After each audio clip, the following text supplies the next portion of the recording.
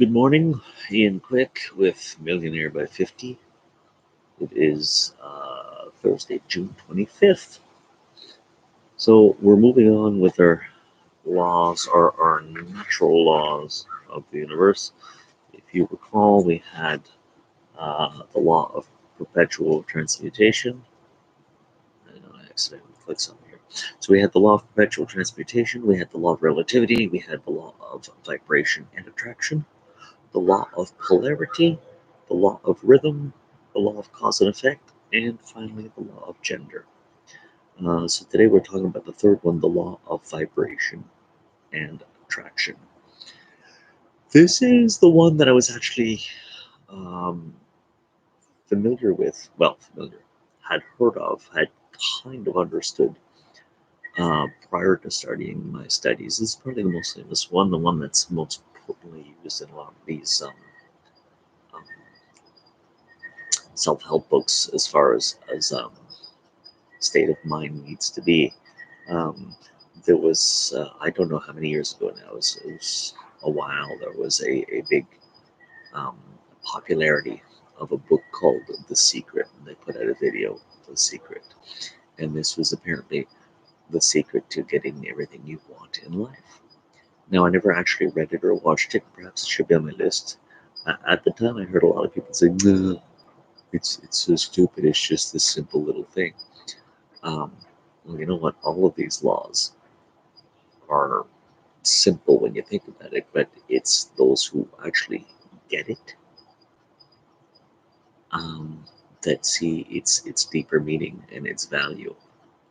So at the time, unfortunately, I kind of dismissed The Secret as something silly and ridiculous and new wavy pop culture. Um, and now I regret having been that um, shallow and short sighted. Um, there is more to this. Um, but basically, here's the premise. The premise is very simple. Is as we know, everything is made up of some kind of energy. Um, if you want to break it down into a very physical, scientific move, we're all atoms, we're all movement, we're all this, we're all that. But our brain waves also move, change. Everything vibrates essentially, um, and if we vibrate or resonate at a certain level, we attract stuff at that level. Um, I don't think it's necessarily a scale going up and down and how many RPMs or anything like that. Um, but the point is, you vibrate with good positive energy, you attract good positive things. You vibrate at a negative energy, you attract negative things. Um, you vibrate with a goal towards something, you will match the vibration of that goal and be attracted to each other, and your end result will come to you uh, that much more quickly, or will come to you. Sometimes it won't at all. This is why you see people who are, you occasionally see these people. You think, wow, they're so lucky. You know, everything just seems to always fall right for them.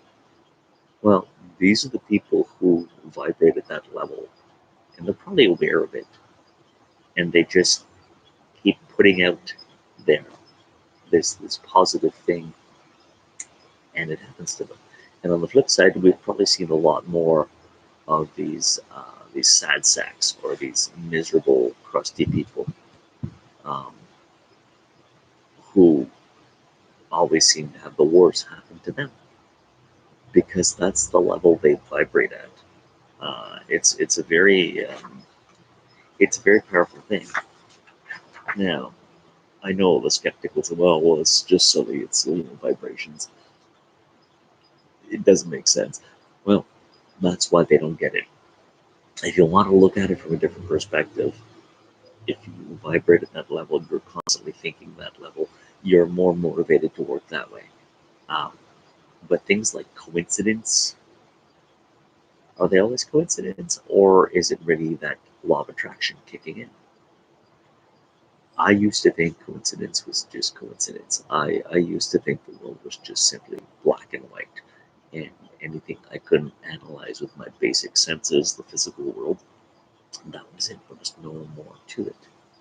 Um, I've since come to new realizations as events have happened in my life or I've observed events in other people's lives. Um, there is more than just the realm of the five physical senses. Um, and really, we've always known this. Like I said, you can't see your brain waves, but they're there. You can't see radio waves, they're there. Um, and if you really um, look at the light spectrum, we're very limited to this little bandwidth, but you can actually see that the ultraviolet and the infrared and all these things. There is so much that is beyond our ability to perceive with our physical senses. And we have to navigate through all this with literally just these little blinders. So if you can start to expand your mind to see more, you can see a lot of these things like the natural laws of the universe actually kick in. So it's important to practice vibrating at a positive level. Now, we spoke yesterday of relativity, and I think that's how it relates to this. What is a positive level? It's all relative to what you want, right? Uh, for someone who's depressed, just trying to think happier thoughts will elevate them. For someone who's already happy, their focus is somewhere else entirely. I've got to say, life has been challenging lately with this whole COVID-19 thing. But nonetheless, my spouse and I have remained relatively positive. I mean, we've had some down days that happens. Sometimes just things seem to be too much, and but overall, we've maintained a positive attitude, and especially these last few weeks, as I've started this journey a little more intensely, reading all sorts of stuff. Gigs have been coming again, and sure, some people will say, "Hey, they lifted some of the restrictions. Of course, gigs have been coming again." Yeah, but you know what? Uh, it doesn't matter. People could have just forgotten about me. I'm talking to some of my colleagues who still don't have gigs yet, and yet they're coming to me. So I must be doing something right. But also thinking in this positive manner, thinking in this goal of building up my business again. Um, this has started a process where I'm attracting new ideas because I'm thinking more on it. I'm attracting new ideas, and I'm finding I'm finding it easier to implement these ideas, put them into action, and getting results. Um, I'm attracting creativity and positivity and wealth simply because I've shifted my focus towards it, and people are calling, and things are happening. I've told before the story about when my wife and I were looking for a new place to live. We were so focused on it. Boom. And of course, somebody might say, well, of course you're focused on it. Then you started looking for it and you found a place. Yeah, our focus allowed us to actually move into action, which most people don't do. But beyond that, we still found a great place. Because here was the criteria: we had to be able to afford it, but we still wanted certain things off our checklist. And we looked around, and there was not anything of value. And then this thing pops up, just became available. Where we live, this place was built in the late 40s, I believe, maybe early 50s. I'm not sure, but no later than that.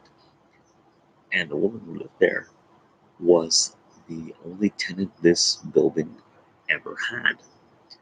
Uh, she moved in there with her newlywed husband, raised her family there, and she stayed there till she could no longer stay there alone. She couldn't handle the stairs and had to move into um, a senior citizens home, you know, and Not that we wanted to kick her out, obviously, but her needs had changed, and our needs coincided right at the same time, and it was put out there. And this place wasn't even listed in the traditional sense.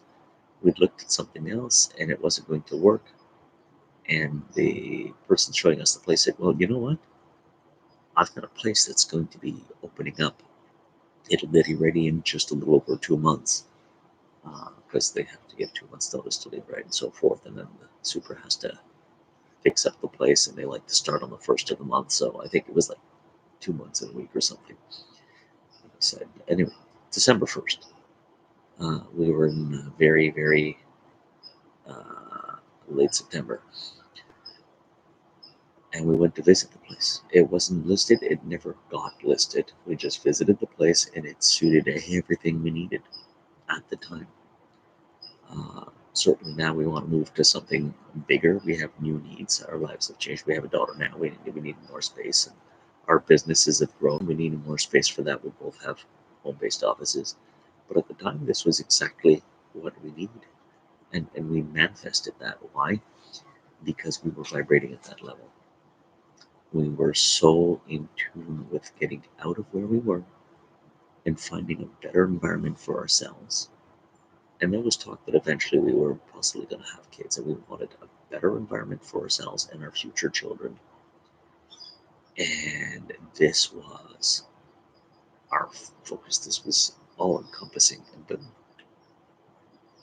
then, a week goes by and we find this place.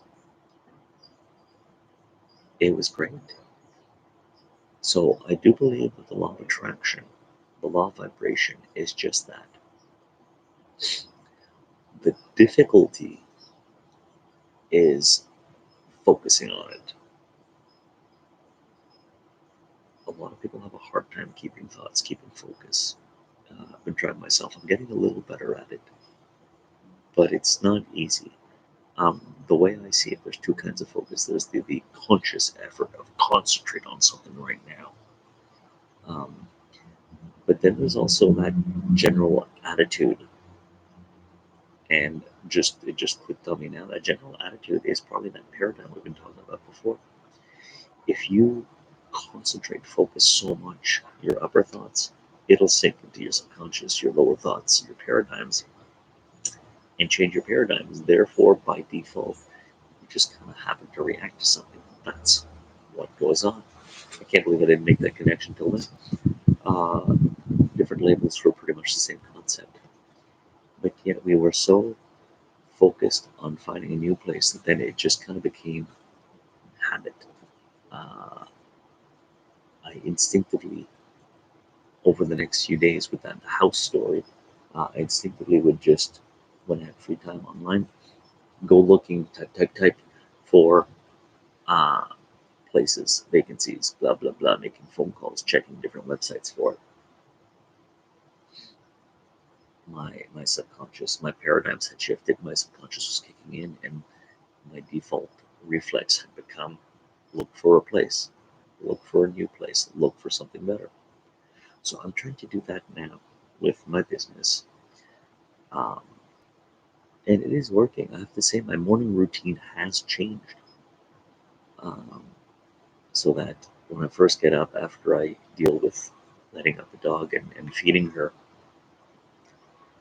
um, my focus is more about shifting paradigms and focusing on how to increase that wealth, how to make me a millionaire by 50, as opposed to before where, you know, I do some reflections on things and then spend a bit of time surfing the net, enjoying the quiet, the downtime, checking social media before my daughter got up. And then I didn't have time for these personal little leisures. I'm not saying I don't indulge in leisures anymore. It's important. Downtime is important. But that's more of an evening thing when your brain is kind of tired. In the morning now, I'm very, very focused. Now, anybody watching these might say, well, you're very inconsistent with your live broadcast times. Um, I apologize for that. In about week or two, I'll be able to make it consistently 6 a.m. In the meantime, while I can't get into details, there are certain um, computer actions that get engaged in overnight, and in the morning it needs to render, and that can be time consuming. And doing a live broadcast while the machine is processing so much energy on rendering would probably interrupt the flow of this. And I don't even know why I'm telling you all this. Anyways, reason saying the computer is not really free necessarily at 6 a.m. anymore, but it will be again in about a week, maybe two. In the meantime, I'm going to try to do this as early as possible nonetheless. And at this point, nobody even knows about this vlog yet. Um, so I don't think it really matters. You'll all be watching this uh, retroactively and probably won't even notice the time stamp until I've talked about it now. And then you can go back and go, oh, yeah, look, he's not very consistent. There's a reason for that. But the consistency will ensue. While the time isn't consistent, uh, the effort remains every morning to put these new practices in.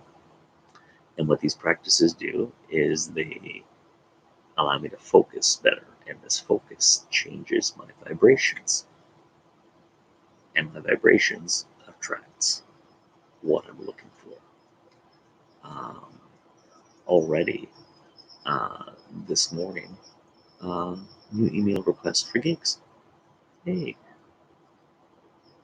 I haven't answered them yet. I will do that after because I'm focused on this now, and I doubt a client will be up at what time is it at 6:57, reading that necessarily, or expect me to answer that early. So I'm focused on this now. Set the mindset, set the vibrations, attract it, and then move on with my day. I think that all makes sense.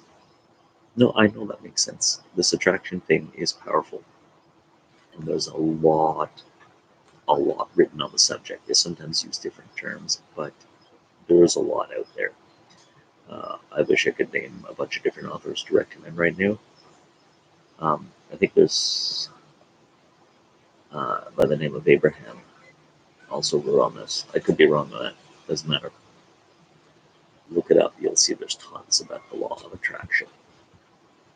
It's powerful, and this is probably the one we'll be using the most of the natural laws of the universe.